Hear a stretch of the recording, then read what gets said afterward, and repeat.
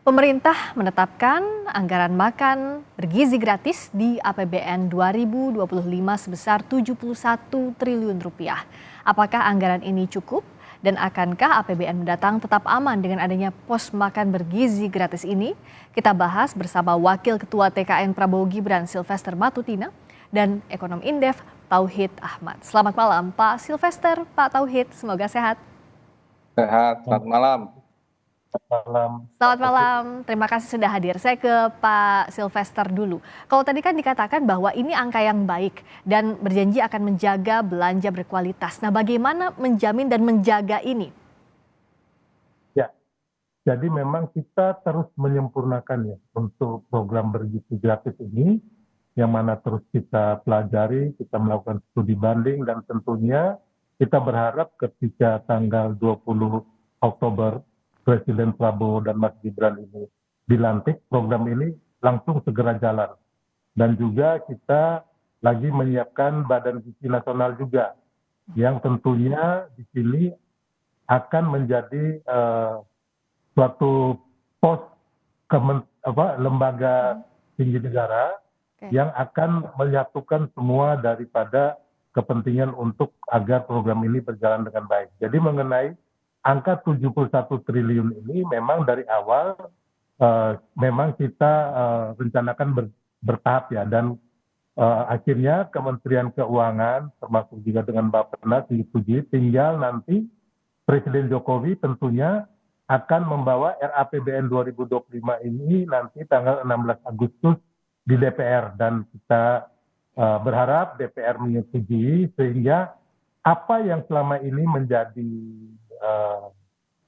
pesimis dari sebagian orang itu bisa kita intinya bahwa kita akan terus optimis bahwa program ini akan berjalan, bahwa postur anggaran ini sudah ada, tinggal kita secara teknis ya antara supply, distribusi, termasuk juga penerima dari manfaat program makan gratis ini. Ya Pak Silvester, untuk 71 triliun tahun pertama ini kan dianggap oke, disetujui. Nah tapi masih menunggu memang prosesnya di DPR, tapi sudahkah ada rencana teknisnya, detailnya untuk berapa orang misalnya di tahun pertama, di mana saja secara lebih rinci? Ya, yang kita terakhir ya, ini data kan masih berbeda-beda nih antara data di Kementerian Pendidikan, Kementerian Sosial, termasuk Kementerian Kesehatan, tapi intinya itu yang kita inginkan itu 84 juta penerima manfaat ya, terdiri dari ibu hamil, bayi, anak SD, TK, SMP, SMA, bahkan sampai pesantren. Tapi kembali lagi nanti kita lihat memang benar-benar mana yang lebih mendesak gitu loh. Jadi kita juga tidak mau akhirnya program ini menyasar kaum yang gizinya sudah cukup baik ya, terutama di perkotaan dan kota besar. Jadi intinya kembali lagi kita mencoba yang 3M, yang terluar, ya kan, terasing dan terbelakang lah, itu yang di luar. Baik, jadi 84 juta penerima manfaat, ini tidak hanya siswa sekolah saja, tapi tadi juga ada ibu hamil, ada juga bayi begitu ya, tapi bertahap dilakukannya begitu ya Pak Silvester? Ya bertahap, kan nanti mudah-mudahan di 2026 kan Pak Prabowo juga menargetkan pertumbuhan ekonomi kita sampai 6-8%. Mudah-mudahan ini bisa terjadi sehingga anggarannya juga semakin besar, sehingga makin banyak yang bisa disasar. Itu harapannya jika ada pertumbuhan ekonomi yang diharapkan 6-8%. Tapi bicara soal langkah awalnya, saya ke Pak Tauhid. Ini kan yang dijanjikan bahwa masih dalam range defisit APBN, yakni 2,29 sampai 2,82%.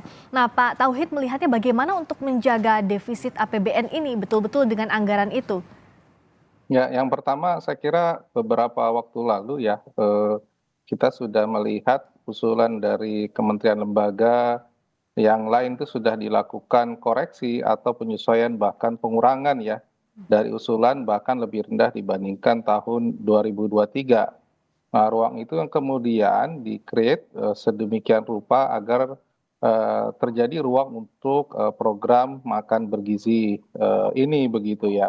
Jadi itu langkah yang saya kira ya itu dilakukan mau tidak mau, tetapi memang resikonya adalah program kementerian lembaga yang semua juga berkontribusi dalam mendorong pertumbuhan ekonomi itu akan berkurang ya, seperti halnya misalnya Kementerian BKPM atau investasi yang membutuhkan anggaran besar untuk mendorong pertumbuhan ekonomi, Ya. kemudian pekerjaan umum itu malah berkurang. Jadi ada resiko ketika anggaran ini juga dimunculkan. Yang kedua, kalau saya lihat dari KPPKF dengan apa yang disampaikan Bu Menteri, tampaknya ada upaya optimalisasi dari defisit ya. Ya. Kalau kemarin di awal adalah batas defisitnya sekitar katakanlah 2,45, tadi sudah disebutkan sekitar 2,82% dari PDB, Ya. which is itu ada tambahan ya, sekitar mungkin 40 sampai 50 triliun rupiah dari defisit. Jadi ingin maksimalisasi defisit ya Ya. dari PDB. Tapi resikonya nanti akumulasi daripada utang kita totalnya itu akan bertambah karena di tahun 2024 kita sudah berhasil di bawah 2,3% PDB, which is defisitnya itu sekitar 37 sampai 38%. Jadi kalau kita lebarkan defisitnya ke 2,82, maka total akumulasi utangnya itu yang akan menambah. Jadi ada risiko memang.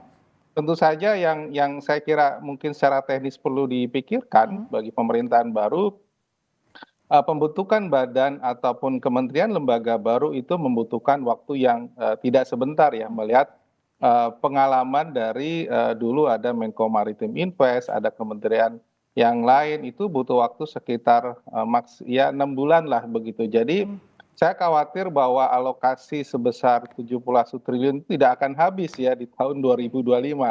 Itu yang pertama. Yang kedua ada leveling ya, anggaran 71 triliun kalau ditempatkan dalam satu badan nampaknya besar begitu ya, karena posisi badan itu sangat berbeda dengan posisi kementerian negara atau departemen begitu yang mengelola anggaran yang jauh lebih besar begitu. Biasanya kalau badan mengelola anggaran jauh lebih sedikit begitu. Saya kira ini yang harus dihadapi ya menjelang pelantikan dan desain daripada kementerian lembaga ke Oke. depan. Nah, ini menarik sekali kalau kita bedah satu persatu kita akan bahas. Pak Sylvester, saya ke yang terakhir dulu, bagaimana untuk optimalisasi anggaran ini sementara tadi untuk pembentukan badan serta levelingnya ini kan tidak sama dengan kementerian lembaga, perlu juga waktu untuk pembentukannya sehingga kalaupun tidak habis di 2025 ini jadi masalah baru. Ya, memang tadi saya juga sependapat dengan Pak Tauhid bahwa memang benar tadi bahwa kita memang agak beresiko ya, tapi kita mencoba supaya anggaran ini bisa terserap habis tentunya. Ya, dengan sekarang ini kita juga sudah mulai melakukan studi banding dan juga riset agar nantinya benar-benar bisa terserap karena memang dibutuhkan oleh ibu-ibu hamil dan juga bayi serta anak-anak sekolah kita ya, karena ya itu tadi supaya langsung nanti kita kerjanya lebih cepat dan juga makanya dari sekarang ini kita sudah persiapan gitu agar nantinya waktu pelantikan semuanya ini akan langsung berjalan gitu dan bisa diserap semua anggaran agar ya itu tadi kita mencoba agar APBN kita ini tetap terjaga dan juga sehat dan juga sustainable ya ke depannya begitu. Oke, termasuk untuk risiko, bagaimana mitigasi risiko akumulasi utang yang berlipat? Ya, kalau masalah utang saat ini sih kita masih melihat ya, dengan postur anggaran yang ada sih masih di titik aman ya, jadi belum terlalu mengkhawatirkan. Tapi memang tetap tradisi kita selama ini yang ada mulai dari Presiden Jokowi, Pak SBY juga, ya kan, postur anggaran kita memang kita jaga dengan sangat hati-hati. Jadi tidak sampai defisitnya di atas 3%. Jadi untuk itu kami masih optimis bahwa program ini dan juga RAPBN kita akan terjaga dengan sangat baik. Oke, kalau dari Pak Tauhid lihatnya kalau menjawab pertanyaan how to optimize, kita punya 71 triliun rupiah, lalu waktunya juga kalau membentuk badan ini juga perlu waktu, ditambah levelingnya tidak sama dengan kementerian lembaga. Sebenarnya apa solusi jangka pendek atau menengah yang bisa dipertimbangkan oleh pemerintahan Prabowo Gibran, Pak Tauhid? Ya, saya kira yang pertama ya, saya kira memang desain kelembagaan itu harus dipikirkan ya, karena ini kalau badan memang biasanya anggarannya nggak lebih dari 5T atau 10T ya. Tapi begitu dia meningkat menjadi 71T, maka tentu akan memiliki beban tanggung jawab, apalagi kita ini soal birokrasi dan akuntabilitas itu tidak main-main dengan anggaran yang sebesar ini. Saya kira itu pekerjaan yang harus diselesaikan sebelum Desember begitu ya. Ini yang saya kira penting begitu. Iya. Yang kedua adalah dari sisi desain ya. Saya kira langkah positif untuk mempelajari apa yang terjadi di India, di Cina dan sebagainya. Mereka butuh waktu untuk mengoperasionalkan program-program sebesar ini mulai dari distrik atau kalau kita sebut dari daerah begitu, dan tidak langsung besar begitu ya. Jadi mereka sporadis dulu baru kebijakan nasional, dan itu sudah lebih dari 10 tahun baru mereka bisa anggarkan yang jauh lebih besar. Saya kira kalau ini dipaksakan 71 triliun terserap tanpa ada kesiapan daerah maupun kesiapan infrastruktur lainnya, maka akan ada problem nanti di sisi akuntabilitas ya, karena mengejar penyerapan tadi. Jadi optimalisasi adalah bagaimana itu bisa dilakukan sedini mungkin. Nah, tersisa waktu 2 bulan katakanlah setelah pelantikan memang tidak cukup begitu, tapi harus punya desain besar agar ini bisa masif dan jalan di Januari atau Februari begitu. Nah, desain silakan. Ya, terakhir ya, saya kira akan lebih baik kalau misalnya ini sudah masuk ke dalam kerangka dana transfer ke daerah sudah mulai dibicarakan. Jadi tidak lagi menjadi beban dari anggaran pemerintah pusat ya, tetapi juga didaerahkan. Apakah melalui DAK ataupun dana transfer lainnya yang kemudian juga menjadi beban dan daerah bisa lakukan begitu. Nah, desain ini apakah sudah dipikirkan secara matang Pak Silvester? Karena kan pasti nanti setelah Pak Prabowo dilantik akan langsung ditagih desain makan bergizi gratisnya seperti apa? Karena ini yang jadi program unggulan untuk pemerintahan baru. Ya, sudah kita diskusikan dan kita rancang di tim sinkronisasi dan juga tim Dewan Pakar dari tim kampanye nasional. Intinya sudah kita koordinasikan juga tentunya dengan Kementerian Keuangan, Bappenas dan juga beberapa kementerian yang lain, terlebih Kementerian Perekonomian ya Pak Erlangga.